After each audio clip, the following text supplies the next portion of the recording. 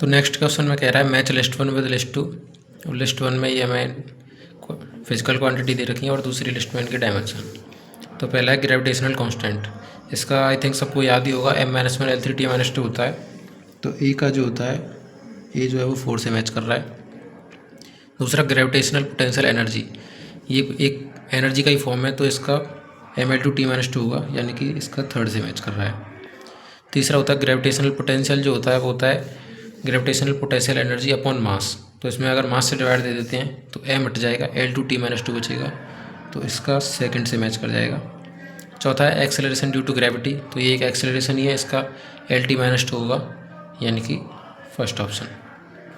तो ये सारे हो गए। अब चलिए नेक्स्ट क्वेश्चन देखते हैं इससे अगला। इसमें भी हमें मैचिंग करनी है। तो पहला जो ऑप्शन दे रखा है वो है बोल्ट्जमैन कांस्टेंट। तो इसके लिए हम फॉर्मूला लिखेंगे E=KB/T। तो एनर्जी जो होती है वो होती है KB/T। KB यहाँ पे बोल्ट्जमैन कांस्टेंट है, तो यहाँ से KB का अगर डायमेंशन निकालेंगे तो वो आएगा एनर्जी का डायमेंशन अपॉन टाइम का डायमेंशन। तो ये हो जाएगा mL2T-3, यानी कि लगता है कुछ गड़बड़ हो गई। तो यहाँ पे जो T है ये टेम्परेचर है, तो इसका जो डायमेंशन होगा वो केल्विन का K लिखेंगे यहाँ पे, उस वजह से थोड़ी मिस्टेक हो गई। तो यहाँ पे T-2 रहेगा, केल्विन की पावर -1 आ जाएगा, यानी कि ऑप्शन नंबर 3rd। तो पहले का ऑप्शन नंबर 3rd हो जाएगा।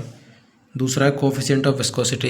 इसका हमने कुछ क्वेश्चन पहले ही निकाला था, इसका mL-1T-1 होता है। तो कोफिशिएंट ऑफ विस्कोसिटी का ये 4th है और बोल्ट्जमैन कांस्टेंट का ये 3rd है।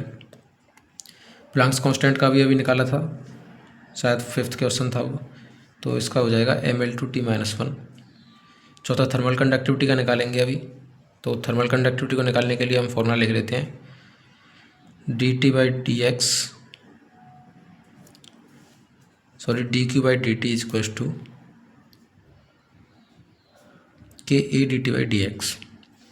तो यहाँ पे K जो है ये थर्मल कंडक्टिविटी है, A एरिया है, dt change in temperature, dx change in length, dQ change in heat और dt चेंज इन टाइम।